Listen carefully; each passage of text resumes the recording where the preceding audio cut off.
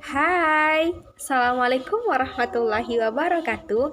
Baiklah, pada kesempatan kali ini saya akan menjelaskan mengenai karya tulis ilmiah dan penelitian. Penasaran? Yuk sama-sama kita lihat. Sebelum masuk ke karya tulis ilmiah, ada baiknya kita mengetahui tentang apa itu karya tulis. Karya tulis tentunya adalah karya yang berbentuk tulisan. Sedangkan karya tulis ilmiah adalah karangan yang berisi gagasan ilmiah yang disajikan secara ilmiah serta menggunakan bentuk dan bahasa ilmiah. Dari banyak pengetahuan, kemudian kita akan menyimpulkannya menjadi sebuah karya ilmiah. Jadi, untuk membuat suatu karya ilmiah, kita harus banyak mencari ilmu pengetahuan yang tentunya masuk akal dan logis sesuai dengan kaidah ilmu ilmiah itu sendiri. Berikutnya, kita masuk ke ciri khusus karya tulis ilmiah. Yang pertama adalah mengupas dan mempermasalahkan pengetahuan.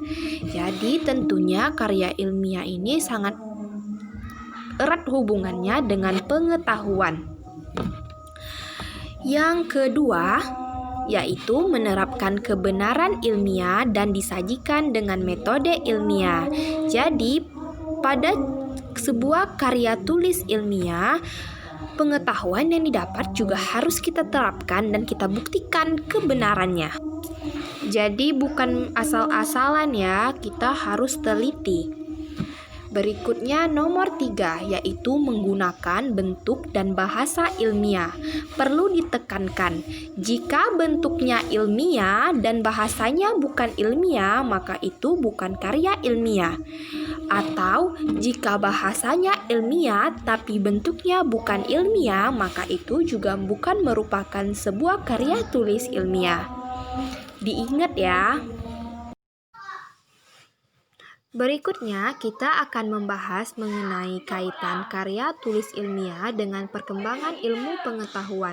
Seperti yang disebutkan sebelumnya, bahwa karya tulis ilmiah sangat berkaitan dengan pengupasan ilmu pengetahuan itu sendiri. Ilmu pengetahuan ini dibagi menjadi dua, yaitu ilmu pengetahuan ilmiah dan ilmu pengetahuan non-ilmiah. Pengetahuan ilmiah yaitu pengetahuan yang jelas landasannya dan sudah terbukti sesuai dengan logika dan akal sehat kita. Yang kedua, non-ilmiah yaitu yang belum jelas asal muasalnya seperti kebudayaan. Lalu, siapa saja sih pengguna karya tulis ilmiah?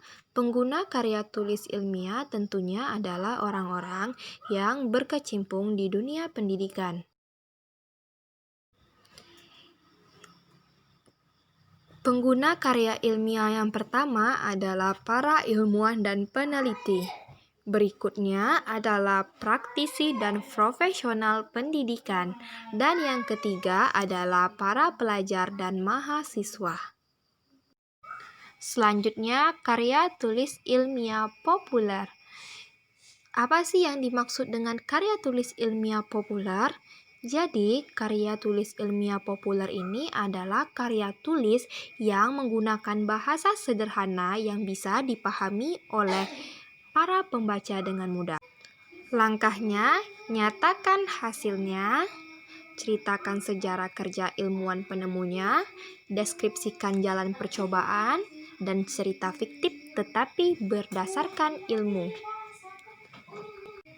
Karya tulis penelitian. Karya tulis hasil penelitian selalu dilandasi oleh satu hipotesa yang nantinya akan dibahas dan dibuktikan dalam suatu penelitian atau metode tertentu. Contohnya adalah tesis atau skripsi. Biasanya terdiri dari halaman-halaman depan, pendahuluan, tinjauan literatur dan kerangka teorikal, prosedur penelitian, dan referensi.